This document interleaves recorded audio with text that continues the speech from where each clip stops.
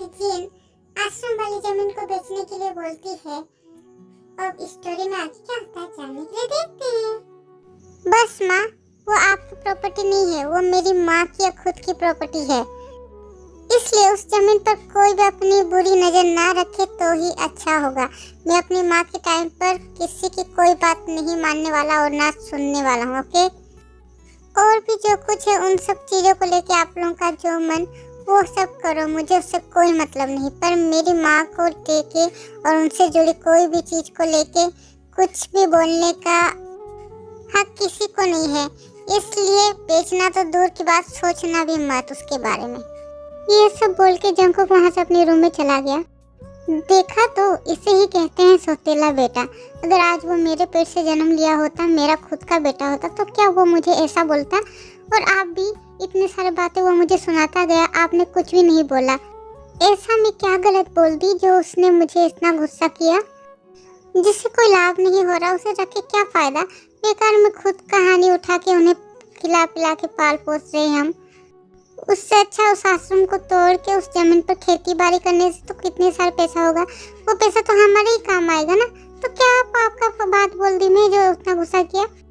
Gene चुप करो तुम। वो जमीन जंकुक की माँ रोज के नाम पर थी, जो कि अब जंकुक के नाम पर है।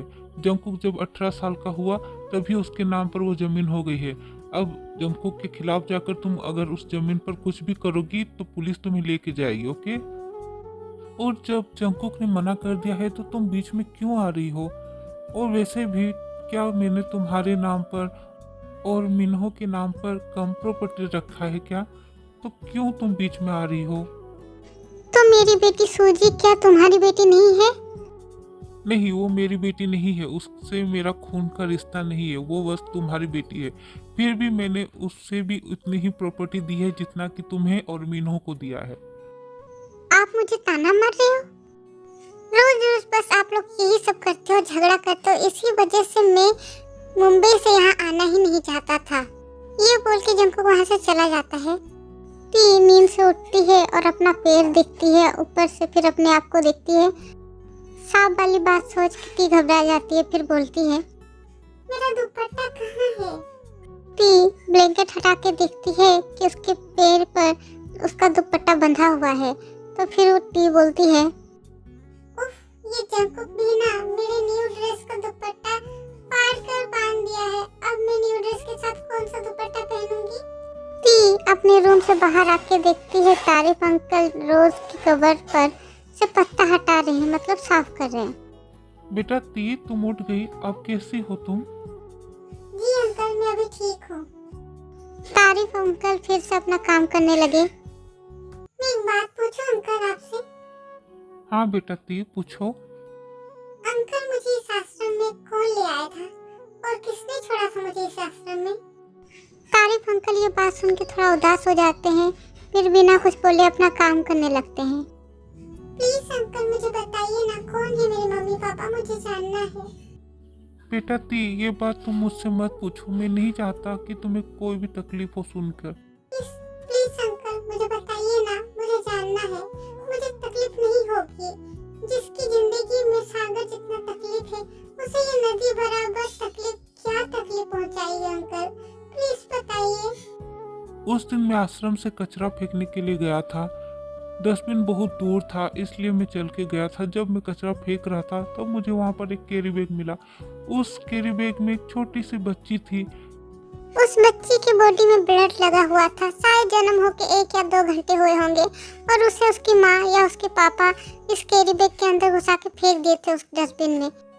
शायद उनका रिश्ता सही नहीं होगा, गलत तरीके से हुआ होगा, इसलिए उस बच्चे को उन्होंने इस तरह से फेंक दिया।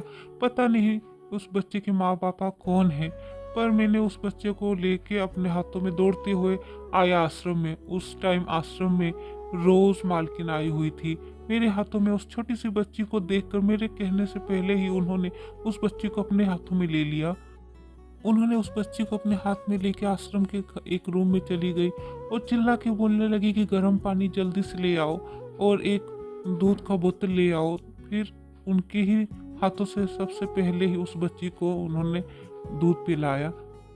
और वो छोटी बच्ची कोई और नहीं तुम थी।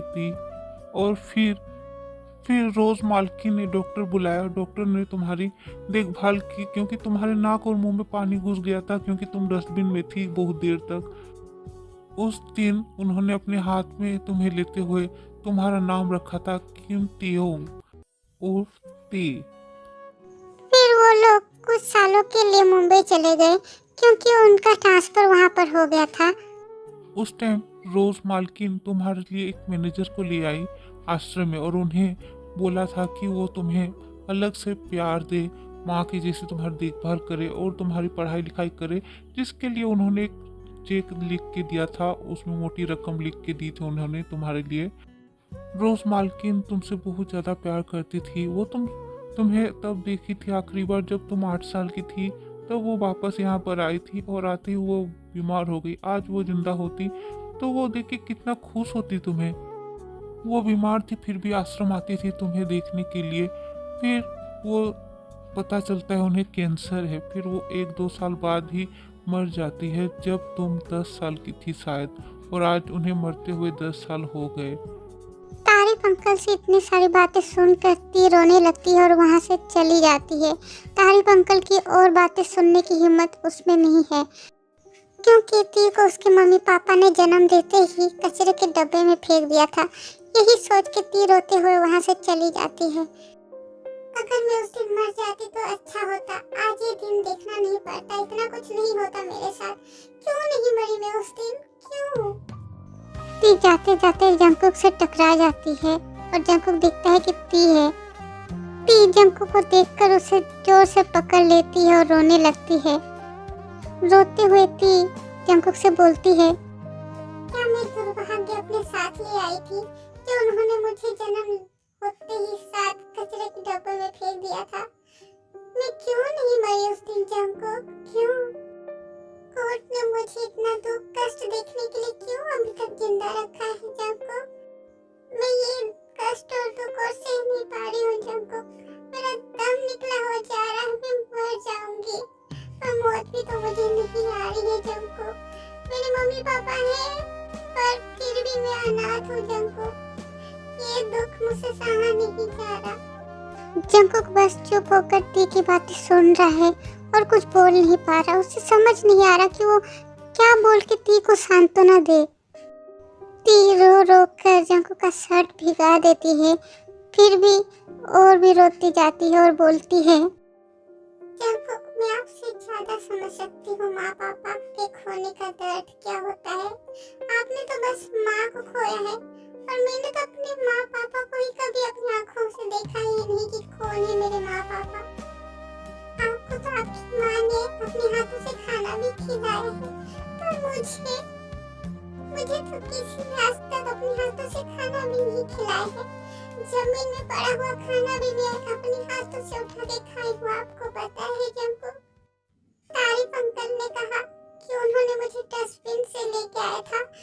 मेरे बॉडी में ब्लड लगा हुआ था। जन्म होते ही उन्होंने मुझे डस्टबिन में फेंक दिया था। क्या मैं इतनी बुरी हूँ? बताइए जंकुक, क्या मैं इतनी बुरी हूँ कि वो मुझे अपना नहीं सकते थे? इंसान को देखने के लिए उसके माँ पापा भाई बहन चाचा चाची बुआ ताऊ पता नहीं और भी रिश्तेदार होते हैं, पर मुझे देखने में गॉड ने किसी को भी नहीं रखा है। मुझे गॉड ने अकेला छोड़ दिया। खुद मेहनत करके खुद की देखभाल खुद को करना पड़ता है मुझे। अनाथ का कोई ठिकाना नहीं होता। 18 साल होते ही मैं इस आश्रम से निकल गई। उस दिन मेरे पास सिर्फ 100 रुपए थे। उसी 100 रुपए को लेके आधा दूर में चलते हुए और आधा रास्ता ट्रेन में सफर करते हुए मुंबई पहुंची थी। सबने कहा कि मुंबई जाने से सब कुछ मिलेगा। सब कुछ तो मुझे मिला, पर बिना पैसे का कुछ भी नहीं मिलता। ये तो मुझे किसने बताया ही नहीं था। आश्रम से निकलने के बाद 2 दिन बाद मैं प्रकाश अंकल के वहाँ किराए पर घर लिया था। वो 2 दिन में फुटपाथ पर रही। वहाँ पर मैं देखी कि जो फुटपाथ में रहते हैं एक टाइम खाते हैं और एक टाइम भूखा रहते हैं, पर मुझे तो एक टाइम भी खाने को नहीं मिला। मैं वो 2 दिन भूखी रही। जो लोग फुटपाथ पे रहते उनसे मैंने पानी लिया था और पी थी उस टाइम। फिर मैं प्रकाश अंकल के किराए वाले घर में मैं रहने लगी और प्रकाश अंकल के ही किसी रिश्तेदार के बच्चे को मैं पढ़ाना शुरू की ट्यूशन। इसीलिए मैं आजीवन प्रकाश अंकल की आभारी रहूंगी। इसलिए वो जितना भी मुझे ताना मारते हैं, जितना भी डांटते हैं, कुछ भी बोलते हैं, मैं सब कुछ सुन लेती हूँ चुपचाप, कुछ भी नहीं बोलती। मैं किराए के घर में रहने लगी। लिसा दीदी से मैंने उधार में कुछ पैसे लिए, उस पैसे में से मैंने प्रकाश अंकल को कुछ पैसे दिए और कुछ पैसों से मैंने बस चावल और नमक खरीदा। उस दिन मैं अपनी जिंदगी मुंबई में पहली बार शुरू की नमक और भात खा के। उस दिन मुझे अनाज से ज्यादा असहाय महसूस हुआ था। जंकुक, ऐसा क्या गलत हो जाता अगर मेरे मम्मी पापा मुझे अपने पास रखते, उस डस्टबिन में नहीं फेंकते तो? क्या मैं इतनी बुरी हूँ जंकुक? एक बच्चा जब जन्म लेता है उसके लिए उसकी सुरक्षित जगह उसकी माँ की गोद होती है, पर मेरे टाइम में सब कुछ इतना उल्टा क्यों हुआ जंकुक? आपको पता है मेरे बहुत सारे नाम है, ती, अनाथ, अभागन और भी बहुत सारे नाम से लोग मुझे बुलाते हैं। और आज मुझे पता चलता है कि मैं किसी के पाप का एक फल हूँ। अगर आत्महत्या पाप नहीं होता तो मैं कब के अपनी जान दे देती, मैं मर जाती। मैं और सहन नहीं पा रही हूँ जंकुक, मैं भी तो इंसान हूँ, मेरे साथ ऐसा क्यों हो रहा जंकुक? इतना रोने की वजह से ती को सांस लेने में तकलीफ हो रही थी, इसलिए जंकुक ती से बोलता है, ती प्लीज खुद को संभालो ती, मैं हूँ ना तुम्हारे साथ, क्यों रो रही हो तुम? प्लीज ती रोना बंद करो और चलो मेरे साथ यहाँ से। आज के लिए बस इतना ही आर्मी। स्टोरी में आगे क्या होता है जानने के लिए वेट करें नेक्स्ट पार्ट का। और वैसे आर्मी, अगर मैं कुछ वर्ड मिसिंग कर रही हूँ या कुछ गलत बोल रही हूँ तो आप मुझे करेक्ट कीजिएगा, बताइएगा, क्योंकि मैं जब बोलती हूँ तो मुझे ध्यान नहीं रहता कि मैं क्या बोल रही हूँ क्या नहीं, मैं खुद फ्लो में बह जाती हूँ, ऐसा मुझे लगता है। ठीक है आर्मी, तो आप मुझे करेक्ट कीजिएगा अगर मैं कुछ गलत बोल रही हूँ वीडियो में, ठीक है? और आपका प्यार है इसलिए मैं आज अभी जितना भी बिजी हूँ आपके लिए वीडियो पोस्ट कर रही हूँ, ठीक है आर्मी? तब तक के लिए bye bye, love you, miss you. कल रेडी रहिएगा 2 वीडियो देखने के लिए।